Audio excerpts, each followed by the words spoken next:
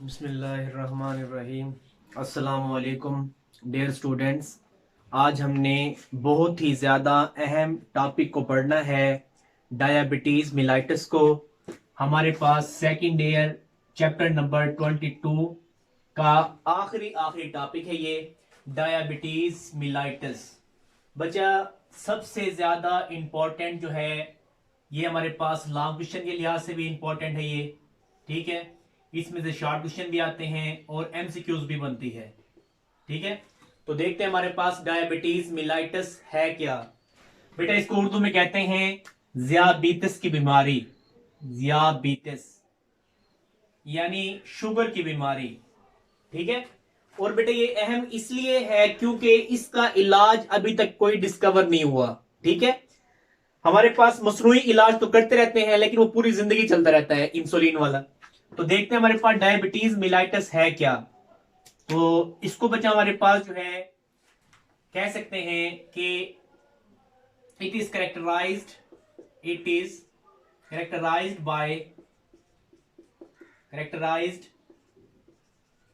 Bye high high भी लिख सकते हैं बेटा, या आपकी बुक के मुताबिक एलिवेटेड, हाँ जी, एलिवेटेड ब्लड ग्लूकोज लेवल, ठीक है बेटा। इसकी क्या पहचान होती है कि हमारे ब्लड ग्लूकोज का जो लेवल होता है वो बढ़ जाता है। एलिवेटेड का मतलब क्या होता है? बढ़ जाना, हाँ जी, बढ़ जाना।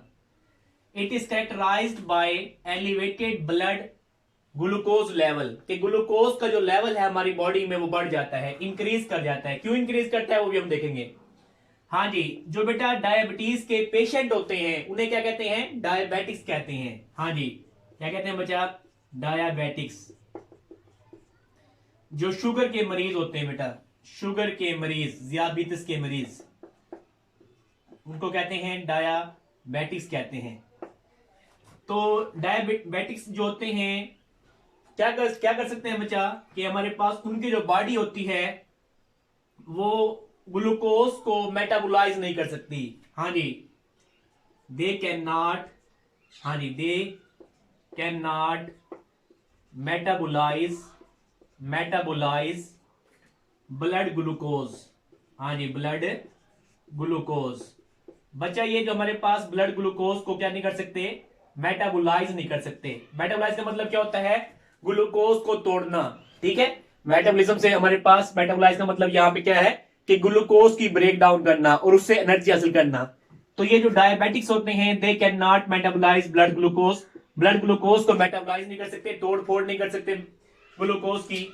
और जिसकी वजह से इनकी बॉडी में, इनके ब्लड में ग्लूकोज का लेवल बढ़ जाता है, जो कि यूरिन के जरिए बेटा जिस्म से निकल जाता है। हाँ जी, ये जो ग्लूकोज है दे पास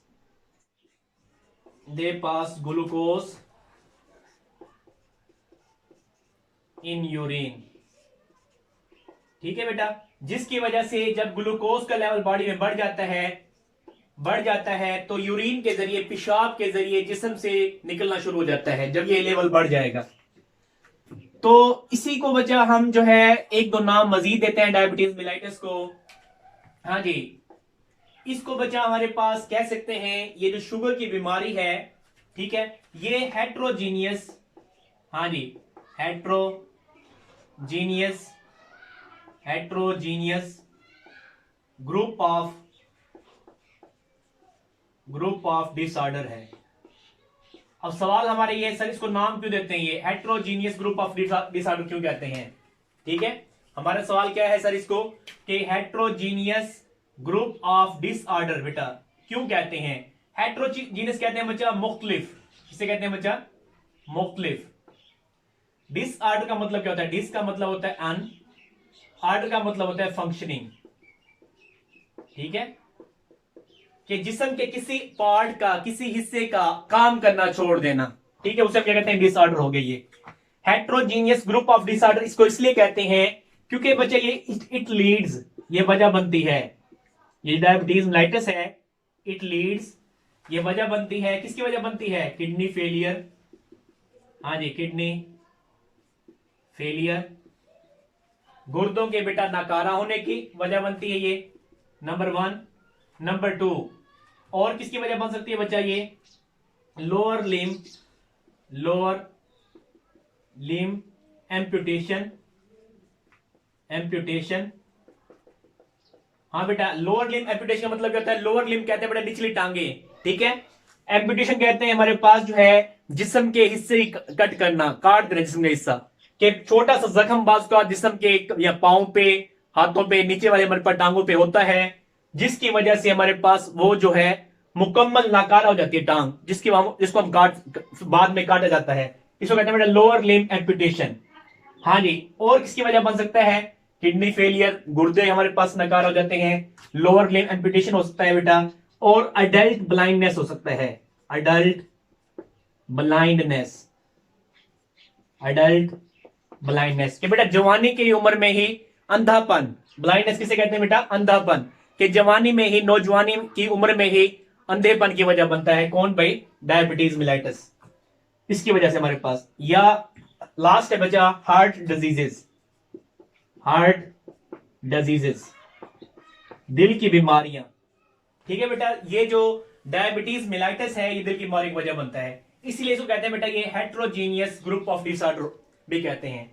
और इसी तरीके से बेटा ये एक हेरिडिटी डिजीज है, क्या है ये, हमारे पास जो है हेरिडिटी डिजीज है, विरासती बीमारी, हेरिडिटी डिजीज, ठीक है। ये एक बेटा विरासती बीमारी है, मोरिसी बीमारी है, जो कि वालदैन से बच्चों में मुंतकिल हो सकती है। तो हमने अभी तक क्या देखा है बेटा, डायबिटीज मिलाइटिस की तारीफ देखी है हमने, ठीक है। इसकी पहचान क्या होती है कि ब्लड ग्लूकोज का लेवल बढ़ जाता है, क्यों बढ़ता है, क्योंकि जो डायबिटिक्स होते हैं, जो पेशेंट होते हैं, शुगर के मरीज होते हैं, वो हमारे पास ब्लड ग्लूकोज को तोड़ नहीं सकते, ठीक है, जिसकी वजह से उनमें ग्लूकोज का लेवल बढ़ जाता है उनके ब्लड में, और वो हमारे पास जो है यूरिन के जरिए जिस्म से निकल जाता है, खारिज होता है। और आपने पढ़ा था बच्चा, जब भी शुगर जो है ये जिस्म से जाती है, निकलती है यूरिन के जरिए, तो बेटा ये वाटर को भी लेके जाती है, जिसकी वजह से हमारे पास उस शख्स को ग्रेट थ्रस्ट, यानी हमारे पास बहुत ज्यादा प्यास लगती है, ठीक है, बार बार हमारे पास जो है पानी की प्यास लगती है शुगर की बीमारी में, तो ये भी इसकी पहचान है। हाँ जी, तो इसके बाद नेक्स्ट हम चलते हैं, इसके अलावा बेटा हमारे पास थकावट भी होती है, फटीग भी होती है इसमें, ठीक है भाई। एक तो ग्रेट थ्रस्ट हो गई, बहुत ज्यादा प्यास लगती है, वो वजह पता चल गया भाई हम कैसे प्यास लगती है, क्यों प्यास लगती है। इसी तरीके से और क्या होता है इसमें हमारे पास जो है, जो बहुत ज्यादा प्यास के अलावा और क्या होता है कि ग्लूकोज के जो लेवल है वो जिस्म में बढ़ चुका होता है, ठीक है। और बेटा फिटीग, थकावट भी होती है पेशेंट को, ठीक है। तो नेक्स्ट हमारे पास जो है, अब चलते हैं इसकी टाइप्स की तरफ, कि इसकी हमारे पास कितनी टाइप्स होती हैं बच्चा। बेटा इसकी हमारे पास जो है 3 बड़ी टाइप्स हैं। हाँ जी, कितनी टाइप्स होती हैं इसकी, 3 बड़ी टाइप्स होती हैं, देख लेते हैं वो कौन कौन सी है। हाँ जी, types of diabetes mellitus, types मेरे बेटा इसकी 3 बड़ी अकसाम है। एक को कहते हैं हमारे पास टाइप 1 कहते हैं बेटा, इसका दूसरा नाम होता है IDDM। आई का मतलब क्या होता है देख ले, हमारे पास इंसुलिन, हाँ जी इंसुलिन। डी का मतलब क्या है, डिपेंडेंट। डी का मतलब क्या है, डायबिटीज। एम का मतलब क्या है, मिलाइटिस, ठीक है, मिलाइटिस। तो ये हमारे पास जो है 3 वर्ड हो गए, ठीक है, सॉरी 4 वर्ड। तो बेटा इसको टाइप 1 भी कहते हैं, और इसका तीसरा नाम जो होता है उसको कहते हैं जुवेनाइल, ठीक है बेटा।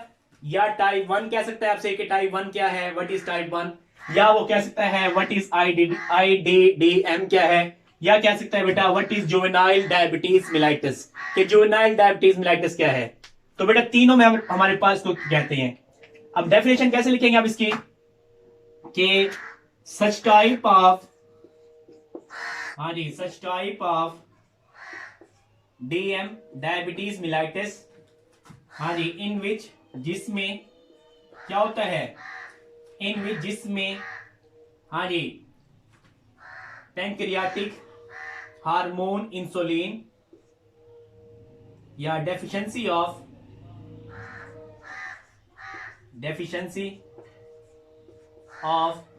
पैंक्रियाटिक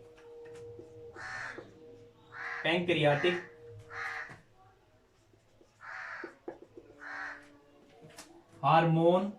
अब बेटा पैंक्रियाटिक हार्मोन कौन सा होता है? इंसुलिन उसी बेटा कमी हो जाती है।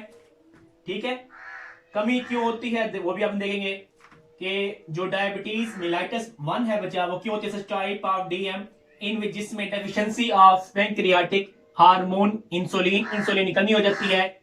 अब बेटा ये इंसुलिन क्या काम करता है? विच जो के रूट्स द ब्लड ग्लूकोज, हाँ जी, ब्लड ग्लूकोज, हाँ जी, ब्लड ग्लूकोज का बेटा रास्ता होता है टू सेल तक ले जाने का फॉर यूज, जहां पे ये इस्तेमाल होता है बेटा।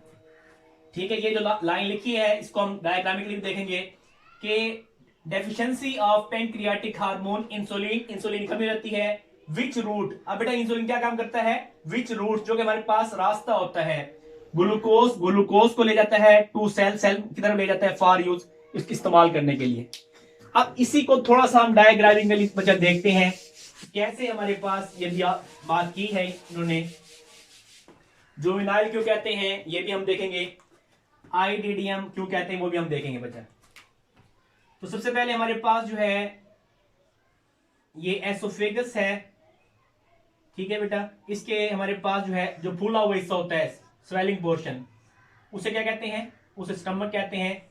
अब जो स्टमक के नीचे हमारे पास ये बेटा ड्यूडेनम का पहला पार्ट शुरू हो गया है, और यहीं पे पत्ता नुमा बेटा, जैसे हमारे पास लीफ होता है, साख्त होती है, ठीक है, जिसको हम क्या कहते हैं? पैंक्रियाज कहते हैं। क्या कहते हैं बेटा? पैंक्रियाज। अब ये जो पैंक्रियाज है, जिसको हमारे पास उर्दू में लबलबा भी कहते हैं, लबलबा बेटा, इसके अंदर हमारे पास सेल्स होते हैं, क्योंकि हमने पढ़ा था पैंक्रियाज के दो बड़े पार्ट होते हैं।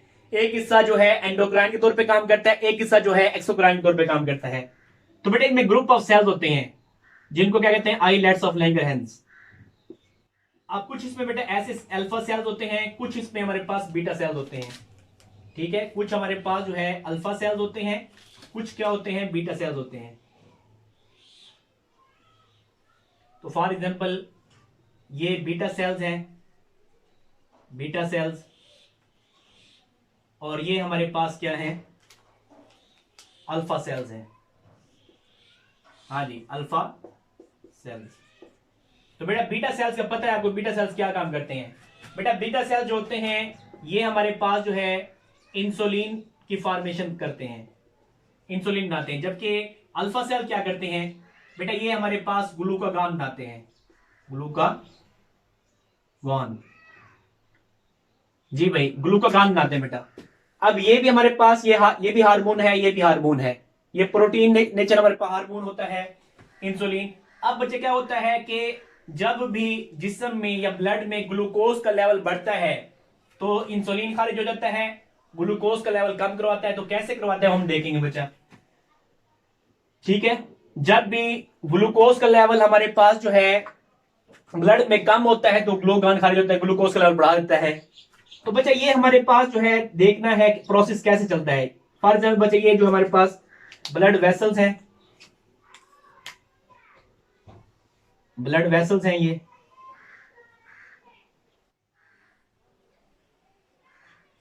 जिसको प्रोसीजर की समझ आ गई उसको ये टॉपिक समझ आ गया।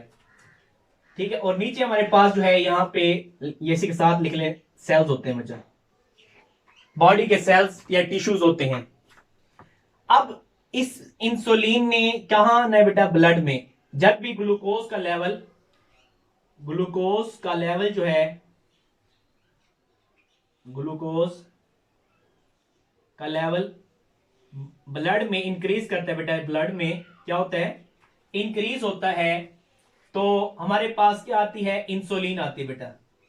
ठीक है, इंसुलिन आगे ग्लूकोज का लेवल क्या कर देगी? कम कर देगी। कैसे कम करेगी, ये हमने हमारा सवाल है बच्चा। तो ये हमारे पास ये सेल्स है बेटा, ये क्या है, सेल्स ये कह लें या टिश्यूज कह लें। तो अब ये जो इंसुलिन है बेटा, ये सेल की तरफ भेज देगी, जो एक्स्ट्रा ग्लूकोज होती है वो सेल के पास भेज देगी, ठीक है। अब हमारे पास जो है ये जो सेल्स हैं ये इनको रास्ता नहीं देंगे, हमारे पास सेल्स जो है ग्लूकोज को बराह रास्त रास्ता नहीं देते जब तक इन सेल्स के साथ इंसुलिन आके अटैच ना कर जाए, ठीक है भाई। तो ये हमारे पास फॉर एग्जाम्पल सेल में यहां बना रहा हूं। अब बेटा ये जो है फॉर एग्जाम्पल रिसेप्टर है, इन पे रिसेप्टर लगे होते हैं, इन सेल्स पे क्या लगे होते हैं बच्चा, रिसेप्टर्स। तो पहले इंसुलिन आएगी, यहां पे इंसुलिन आई है, वो बाइंड हुई इन सेल के साथ, तो बेटा यहां से गेट ओपन हो जाएंगे और यहां से ग्लूकोज जो है सेल में आ जाएगी, ग्लूकोज, ठीक है। अब सेल में ग्लूकोज का लेवल बढ़ गया। अब यहां पे सारा प्रोसेस चलेगा ग्लाइकोलाइसिस वाला, हमने फर्स्ट ईयर में पढ़ा डिटेल से ग्लाइकोलाइसिस वाला, ठीक है, कि ग्लूकोज की ब्रेकडाउन होगी, पायरुवेट से बनेंगे और हमारे पास तकरीबन 36 एटीपी आएंगे बेटा। अगर एरोबिक जो है तरीके से रेस्पिरेशन हुई है 26 एटीपी बन जाएंगे, और ये एनर्जी होती है जो हम जो है इस्तेमाल करते हैं बेटा, यानी हमारे पास चलने फिरने में, काम काज करने में, बोलने में। तो इस तरीके से सेल को बेटा एनर्जी मिल जाएगी, ठीक है। यानी कहने का मकसद ये बेटा, जो प्रोसेस होता है एनर्जी वाला प्रोसेस वो सेल में ही होता है और वहीं से हमें एनर्जी मिल रही होती है।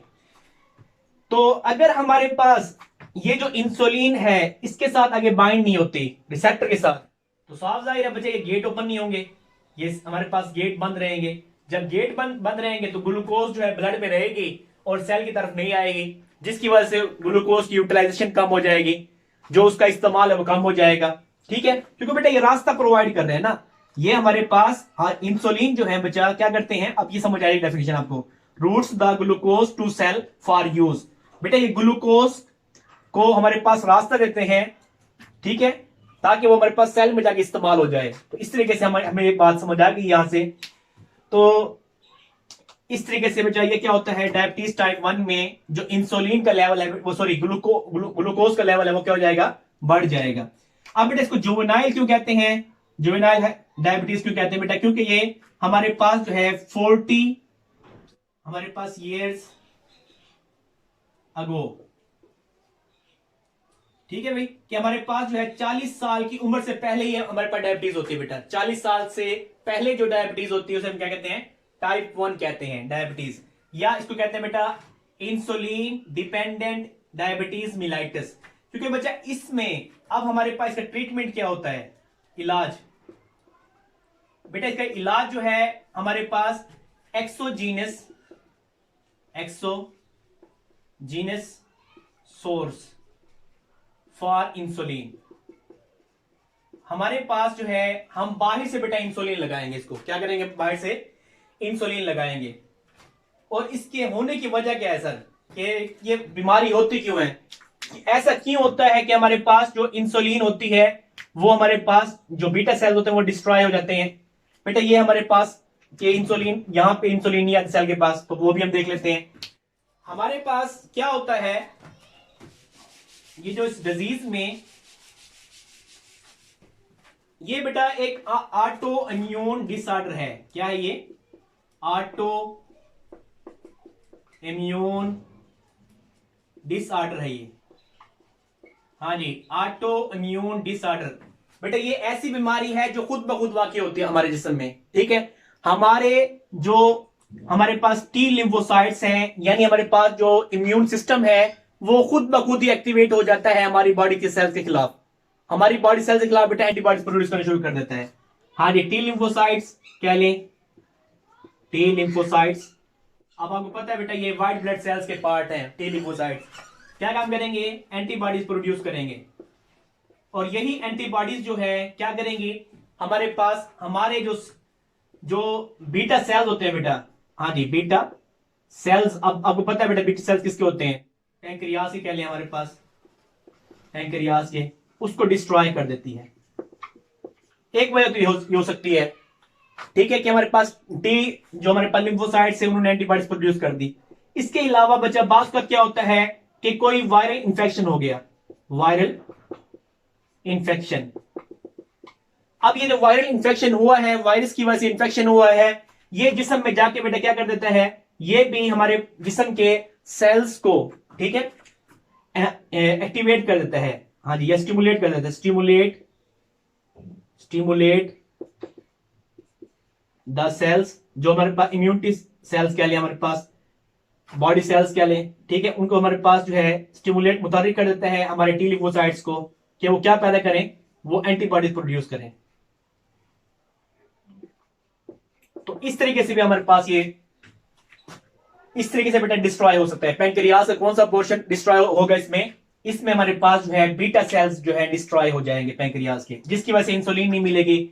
अब बेटा इसको हम कहते हैं, इसी पहले तो हमारा ख्याल था कि बेटा ये मल्टी फैक्टोरियल फैक्टर की वजह से होती है बीमारी। किस वजह से होती है कि ये हमारे पास जो है टाइप 1 जो है मल्टी फैक्टोरियल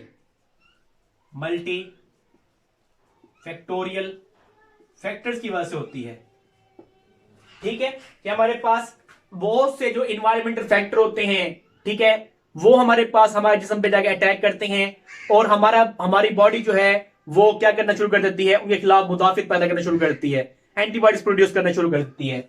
लेकिन अब हमें पता चला ये हमारे पास बेटा क्रोमोसोम नंबर 11, हाँ जी, क्रोमोसोम नंबर 11 पर बेटा ये उसके जो हमारे पास जीन होते हैं, ठीक है, वो हमारे पास सिंगल रिसेसिव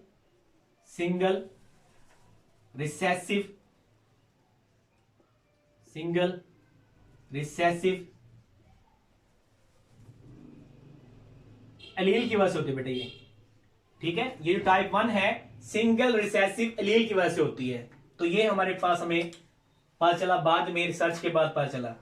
तो ये था हमारे पास टाइप 1 के बारे में।